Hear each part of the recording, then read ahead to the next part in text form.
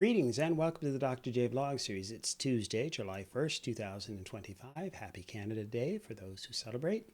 And on Tuesdays, we talk about music and the arts. And if you perhaps notice the title of today's vlog, it's Improving Our World One Song at a Time.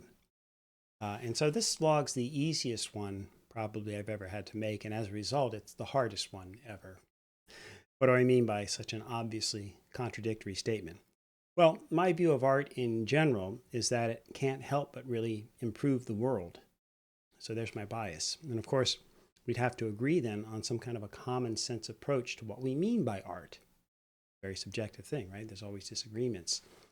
I like to think that we could probably all agree that art involves some type of creative expression of the human condition and all of its complexity across the different forms and the different array of disciplines.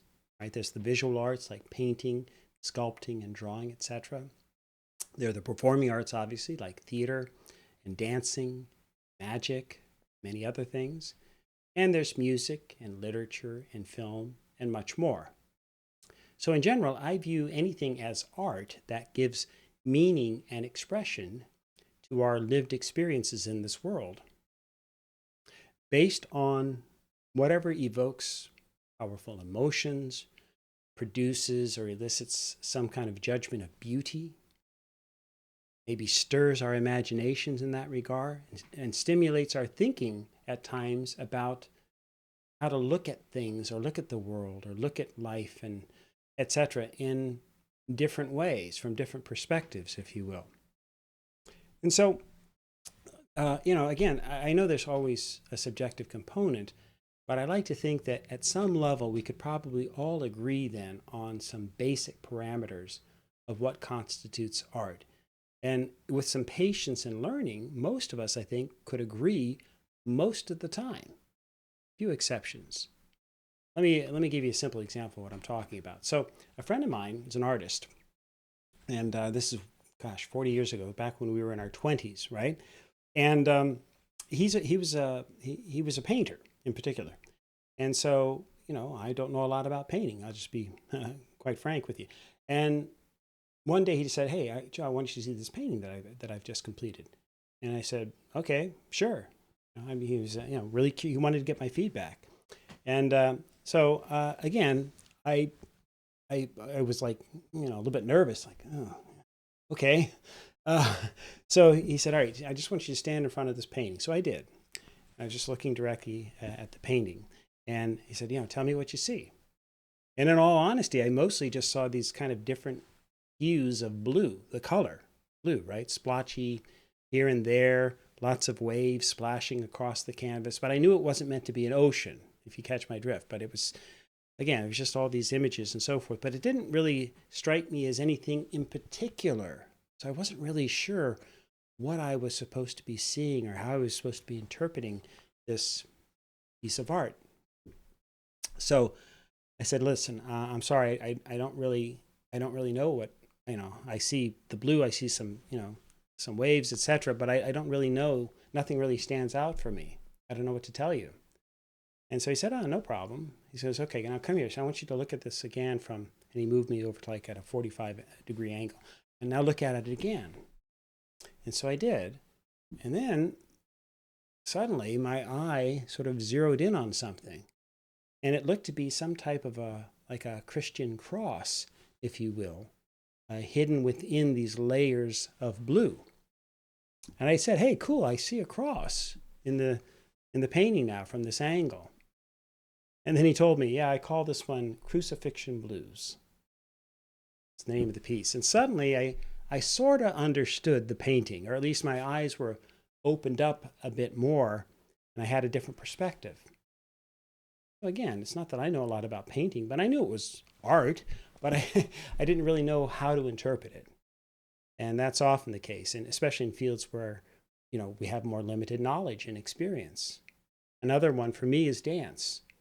I have very limited knowledge and understanding of dance. I do like to watch dancers. I can appreciate great dancers and ballet artists and so on, but I know very little about that particular genre, that artistic genre. and I'm, as far as being a dancer, I'm absolutely terrible. Okay, now that said, my wife is quite different in that regard. So she's very good at dancing. She's has more experience. She knows certain types of dancing reasonably well, different genres and so on. But in the last year or so, or maybe even longer, she decided to expand her reach and study Hawaiian dance. And so, which is cool. And then they had a public performance last night, which I duly videotaped. And so I really appreciated the dancing, the choreography, and so on, at least from my simplistic point of view. And so I said, "Oh, that was beautiful. I really enjoyed that." But again, I couldn't give her like intelligent critique as such. But you know what made it even cooler? I mean, in addition, like people around really seemed to enjoy it as well. But afterwards, well, also during the performance, the leader of the troupe, I guess the teacher, if you will, explained what some of these Hawaiian dances were referencing. Okay, the stories behind the narratives, and then also a little bit about the nature of what some of the movements meant. And then afterwards, my wife explained that further, right? So in other words, what is the symbolism of the hand movements or the arm movements and other things, right? And so, and then how the movements were connected with the music. And so, in a word, she enriched my understanding and appreciation, at least for the dancing that I saw last night. And so, there's an obvious meta-philosophical point that I think is that applies to all art, if you will. If you or I or we or they are creating art, then by definition, we are creating and therefore improving the world in some small way. If you're making art, you're creating, you're not destroying.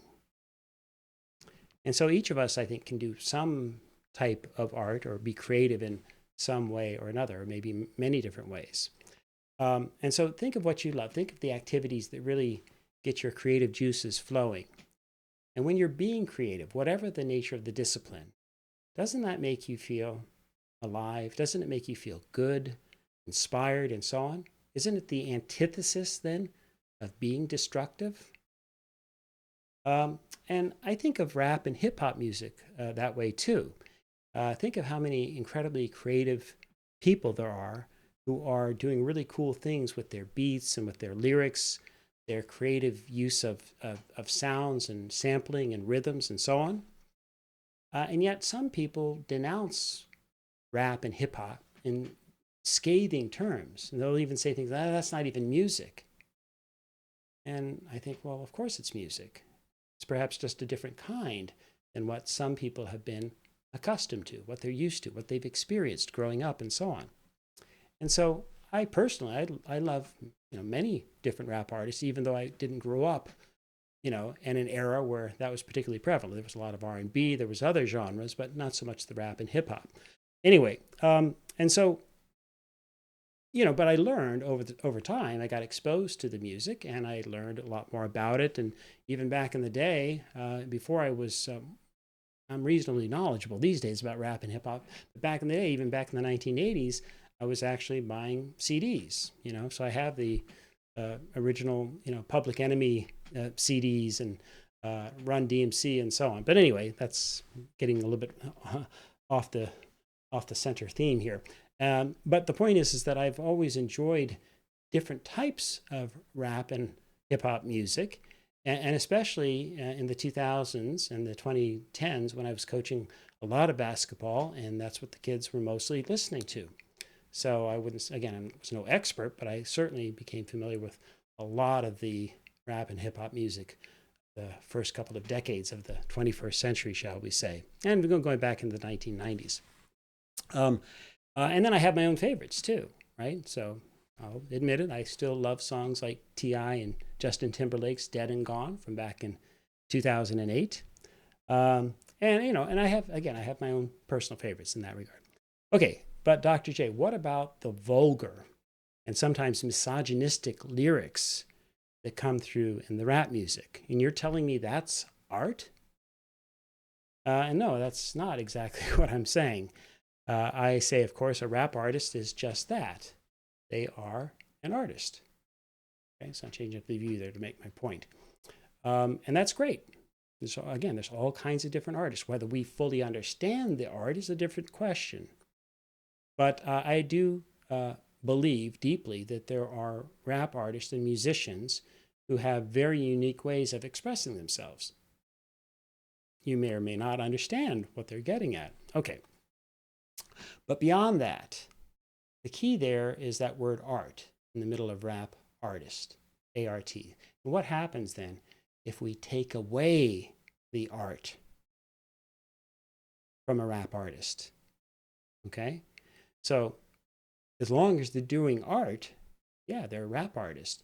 If they're not doing art, if you remove the art, take away that ART, and what are you left with? Okay? So they're no longer a rap artist, and they're no longer being creative. They're being just the opposite. They're being something perhaps horrific, destructive, and so on. All right, so you see the point there, the little wordplay. All right, so let's just focus then on how music and the arts can indeed help us improve the world. And as mentioned at the outset, there's so much that we could focus on, and that makes the job easy and yet at the same time impossible. There's too many choices. So we have the proverbial paralysis of analysis. And so I have a whole list. I have about 100 different songs that I thought of that involve, advocating for social change, different ways of improving the world, and so on. And again, focusing mostly lyrically, but in conjunction, obviously, with the melodies and so on. But there's just too many to cover, and so this video would be way too long if I were to kind of do the exhaustive listing of all the songs that have influenced and inspired me over the years. And so I've actually windowed it down just to kind of a top 20. Now, again, these are not the 20 best songs in these genres or this thematically of all time. They're just my personal favorites, my personal top 20, if you will. And it could change by next week, quite frankly. But in any event, so what I thought I'd do is just kind of go through the top 20 songs briefly that I thought have contributed, if you will, in their own ways, in their own times, to improving the world. And that's what I mean by this notion of improving the world one song at a time. But I think so many songs do it, and for different reasons. But I'm just focusing on those now that explicitly deal with themes of improving the world and social change. That's their main focus, if you will. All right, so here we go. Number 20, I'm going to start with I'd Love to Change the World. This is a song by 10 Years After, released in 1971. I was just old enough really at that time to start appreciating rock and roll and different types of music and what I was hearing on the radio, and then putting it together with the lyrics that I was hearing. So this is one of those, for me, an early song that really left quite the impression, shall we say. Yeah, that was back in 1971. At number 19 is Be the Change, much more recent song, 2017. This is from Eric Bellinger. And again, like I'd Love to Change the World, my number 20 song, there's also kind of a really cool guitar riff and the opening of the song. And then the song itself, though, has a much more modern, much more hip-hoppy feel to it, shall we say, and a really powerful message. So yeah, check that out, Be the Change. In fact, again, I've mentioned this before, when I try to upload comments or critiques on different videos, a lot of them end up getting blocked. And so it's very difficult to do that. And so rather than try to give you or snippets of all 20 songs, I'm just going to include, again, direct links to the songs, to the videos that they've released in the description below. So you can easily check them out if you're interested anytime. Okay, number 18, I've got We Are the World. Yeah, that's goes back for me. Goes back to 1985.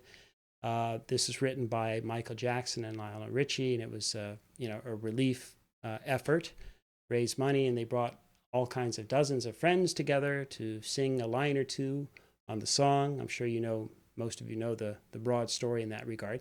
And if you don't, do check out the Netflix documentary, The Greatest Night in Pop. Really an outstanding documentary. It talks about how Lionel Ritchie and Michael Jackson kind of put this together and how they pulled it off and so on. It's actually quite fascinating. And there's also one point, and a bit of a spoiler alert, but there's one point that you've got to listen to where you're just hearing Michael Jackson singing a cappella, like there's the music he's hearing, but you're just hearing his voice, and it is pure magic. I knew he had a great voice, but when I was hearing it, when I heard it in the a cappella like this, I just thought, oh my gosh, that's the voice of an angel. Anyway, all right, number 17, I have With My Own Two Hands. This is a song by Ben Harper and came out over 20 years ago now. I can't believe it, but this is back in 2003. And it's it's pretty straightforward, like lyrically. So for example, I can change the world with my own two hands, make a better place with my own two hands, make a kinder place. With my own two hands, with my own two hands, and so on. And so it's pretty straightforward. The message is clear, and yet it's done again in such a way that it's easy to sort of hum along with it, sing along with it, if you will. Makes a lot of sense. So yeah, I quite like that one. And number 16 is One Man Can Change the World.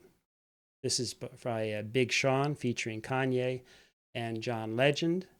And it's from his Big Sean's third studio album, came out in 2015. And the album is Dark Sky Paradise, but it was inspired by his late grandmother. And again, if you have a chance, check it out in the link below. Really cool video too. So I quite like that one. That comes in at number 16. Number 15 is What About Now by Daughtry, 2006. I just love this particular song. It's more of a personal song, if you will, the messaging as such. But check out the video. It's just amazing in my view. I love it, and it adds so much. And so I love the song both musically and visually as much as I do lyrically. But yeah, I find that one to be just an incredibly powerful song as well. Number 14 is A Change Is Gonna Come. Now this is an oldie. Many of you won't know it. Some of my older listeners may. This is from Sam Cooke. This is back in 1964. Now, at the 1964, I was just a toddler, so I didn't really know much about it, obviously, then. But as I got older, I came to hear the song, and I even studied it a little bit, or we had it in school at one point as well. And the point of the song is this is right at the time of the Civil Rights Movement, okay? And so this is, basically Sam Cooke talking about his own experiences and his experiences with this band. And this is when there was still, a really serious issue with segregation and discrimination and having to stay at separate hotels and so on and so forth. And it was inspired then because it came out sort of at the end of 1964 by the passage, inspired in part by not only their own experiences, but also by the passage of the Civil Rights Bill in July of 64. So yeah, it's talking about anticipating a change is going to come. Check that one out. Again, I'll leave the link below. And then at number 13 is just a song called Change by Christina Aguilera. I really like her. I've always liked her. This is a more recent song for her. It came out in 2016. And again, it's more of a personal reflection, but with a really poignant and a strong message, kind of like many of her songs. Think of, go back in the day, think of her song Fighter and some of the other ones that she's done. I really do like her music, and I like her messaging, shall we say. So I had to put that in there as well at number 13. At number 12 is Courage to Change by Sia. And this came out just in 2020, I believe. And boy, just starts, world, I want to leave you better. Can't say it more succinctly than that. And then it goes from there. So yeah, if you're not familiar with the song, check it out. Again, check out the link below. At number, where are we? Number 11, this goes back again to my childhood, and a bit of a sappy song, but again, this is my list, and these are my memories, and I include this because this is a song that, again, I was hearing on the radio when we were driving to swimming practice and, whatever. It's I'd Like to Teach the World to Sing. And there's actually two versions, but the one I quite like is the Hillside Singers. That's my preferred version, shall we say. But did you know there are actually, I don't have the data right in front of me, but there were actually two versions of the song that were actually in circulation and on the charts at the same time. But anyway, like I said, I prefer the Hillside Singers version, so that's one I'll leave in the link below. Yeah, this was a song that it also, by the way, it was used in a Coca-Cola commercial, so anyway, again, part of my childhood memories. All right, so now we're at the top 10. So let's get into this, okay? So number 10 is Make a Little Wave. You familiar with this song? By Demi Lovato and Jonas. Came out in 2010. And it basically starts with the premise, and lyrically, this premise of this notion of the butterfly effect and how even the littlest of changes or movements can, ripple outward and have big consequences, big effects down the road. And so that's why the theme of the song, Make a Little Wave, because you never know, what that's going to turn into. And so again, lyrically, it delves into these themes more, and it's quite inspirational. I quite like it. Number 9 is World Changers by Matthew West, released in 2015. And again, the lyrics here help tell the core message, right? World's not going to change you, but rather you're going to change the world. This is to all the world changers. Keep walking on. Don't you ever lose that fire in your soul. Lose that fire in your soul. And yeah, so thematically, that's the issue. Don't let the world change you as such, and certainly in a negative sense or by dragging you down, but rather you be the world changer. You take your talents, your resources, your energy, your creativity, your art, and figure out how to express yourself. And when you do that, and if you're driven by that fire within your soul, you can, who knows what you can do, right? Don't set any limits on yourselves. So yeah, I like that one. And then number 8 is That's How You Change the World by the Newsboys, 2010. Again, I don't know how popular this was. I don't know that it charted necessarily. 15 years old now, right? But, again, here are just some of the lyrics. And this is, again, a song that I really quite enjoy. More lyrically, even more so than although I like the melody as well. But that's how you change the world. That's how you change the world. Change the world. All my life I had big dreams to do big things and make a change. And all the while I just passed by the simple needs right here next to me. 'Cause there's a breaking heart that's falling apart and tear-filled eyes looking back at me. God, won't you help me to see? It's the prayer in an empty room. Little things we do when nobody's around. A hand reaching out to a heart in doubt. It's the smallest spark that can light the dark. That's how you change the world. Change the world. That's how you change the world. Change the world. So yeah, again, another quite inspirational message. And if you're not familiar with this song, check out the link below from the Newsboys. Also that same year, 2010, Reid released my number 7 song, Today I'm Going to Try to Change the World. And again, speaking of positive messaging, JR sings, Today I'm going to try and change the world. I'm going to take it one day at a time. I've made my resolution. I've opened up my eyes. Today I'm going to try to change the world. I'm going to say hello to my neighbor, greet him with a smile, shake the hand of a stranger, and talk for a while. Tell someone I love them from the bottom of my heart. Today I'm going to try and change the world. Well, if you're familiar with the Dr. J vlog series at all, you'll be quite familiar with that kind of messaging. It very much replicates or reiterates in, again, musical form, much of what I try to talk about and convey as well. Okay, number 6 is Change by Carrie Underwood from 2009. I've always loved her voice. And she's got some great messaging in many of her songs as well, but perhaps none more than this particular song, as I say, that was released, 16 years ago, Change. So again, lyrically, and check out the video as well. If this doesn't inspire you, I don't know what to tell you. It certainly inspires me.